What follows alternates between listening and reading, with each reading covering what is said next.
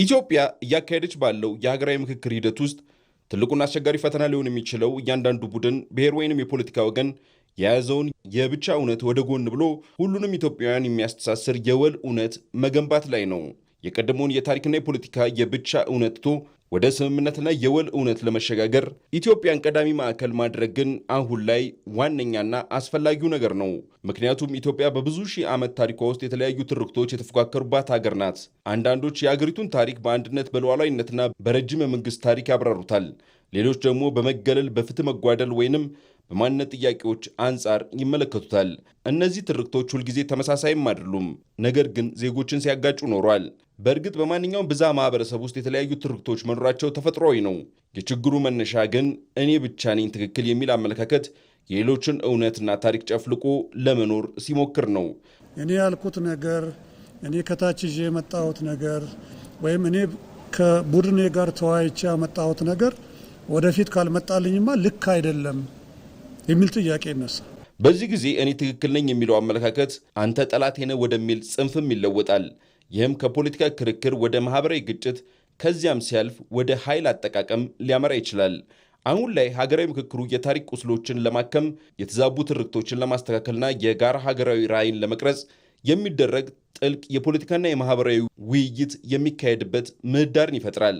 ምክንያቱም የኢትዮጵያ ዋነኛ ስብራት የሚጀምረው እኔ የምለው ብቻ ነው እውነት ከሚል ግትር የፖለቲካ ባህል ነው የሚለው ከግምት ውስጥ ገብቷልና ነው። ኢማጂን ኢትዮጵያ ውስጥ እኮ በባንዲራ ምክንያት ሰው ይሞታል። ዛሬ መግደል አለብን። ይህን አጀንዳ ተወያይተን ኢትዮጵያ የሚጨቃጨቁበት አጀንዳ መሆን የለበትም። ቁጭ ብለን በሰከነ መንገድ ጥቅሙን ጉዳቱን ተወያይተን የሚሻለውን ፒክ አድርገን መጠቀም አለብን እንጂ ባንዲራ ይሄን ያስኩ ያን ያስክም እየተባባልን እየተገዳደልን እስከ መቼ እንዘልቀዋለን? ይሄ እኮ አያዋጣም።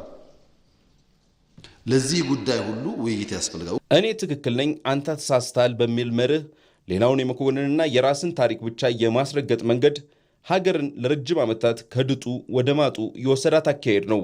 ይህ ደግሞ የሌላኛውን እውነት ከማዳመጥ በዘለለም ለመረዳት መሞከርና የሌላኛውን ወገን ስቃይ፣ ስጋትና ፍላጎት ለመረዳት ክፍት መሆንን ይጠይቃል።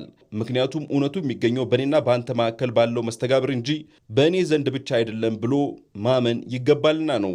በመሆኑም በሀገራችን ታሪክ ውስጥ አሸናፊና ተሸናፊም በዳይና ተበዳይ የሚሉ ጥበብ የጎደላቸው ፍረጃዎች የብቻ እውነት እንዲጎለብቱ በማድረጋቸው የወል እውነትን ለማምጣት ታሪካችን የመከራና የድል የጥፋትና የልማት ቅይጥ መሆኑን የተቀናጀ እይታ መያዝ አስፈላጊ ነው።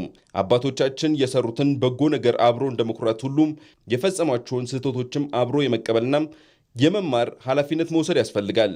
ይህንን እውነታ ከግምት ውስጥ በማስገባት በሀገራዊ ምክክሩ በወንድማማችነትና እህትማማችነት ስሜት መመካከር በእርግጥም ለሀገራዊ ምክክሩ ስኬት መንገድ ቀያሽ ይሆናል። ፍዳው እንዳይደገም ምንዳው እንዲጎለብት ዛሬ የጀመርነውን አይነት የምክክር ኮሚሽን ከስንት ዘመን ነፃ ሆና የኖረች አገር ዛሬ ነው እንወያያለች ያለችው።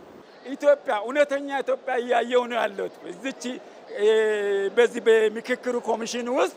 ስለዚህ አብረን ያለን ፍቅር፣ እርስ በርስ መያያዝ፣ መተቃቀፍ፣ አብሮ ሻይ ስንጠጣ ምሳ ስንበላ በቃ በጣም እውነተኛ ኢትዮጵያ እያየሁ ነው ያለሁት። ሀገራዊ ምክክር ማለት ሁሉም አንድ አይነት እንዲያስብ ማስገደድ አይደለም። ይልቁንም የተለያዩ እይታዎችን በአንድ ጠረጴዛ ላይ በማምጣት በጋራ ሊኖር የሚችል የሀገር ራዕይ ለመገንባት የሚደረግ የፖለቲካና የማህበራዊ ሂደት ነው። ለዚህም ነው ሀገራዊ ምክክር የትውልዶች ፕሮጀክት ነው የሚባለው። አንድ ሀገር በልዩነቶቿ ላይ ሳይሆን በጋራ እሴቶቿ ላይ የወደፊት አቅጣጫ እንድትገነባ የሚያስችል መድረክ አስፈላጊ መሆኑን ከግምት ውስጥ ማስገባት ወሳኝ አጀንዳ ነው። ምክንያቱም የቀደመውን የብቻ እውነት መተው ማለት የራስን ማንነት፣ ታሪክ ወይንም ህመም መካድ ማለት አይደለም።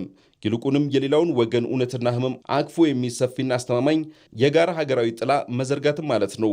ሀገራዊ ምክክሩ ስኬታማ የሚሆነውም ከእኔ ትረካ ወጥተን እኛ የሚለውን የወል እውነት ለመገንባት በሚደረገው የሞራልና የፖለቲካ ቁርጠኝነት ላይ መሆኑን ማወቅ ግን አሁን ላይ ከምንም በላይ አስፈላጊው ጉዳይ ሆኗል።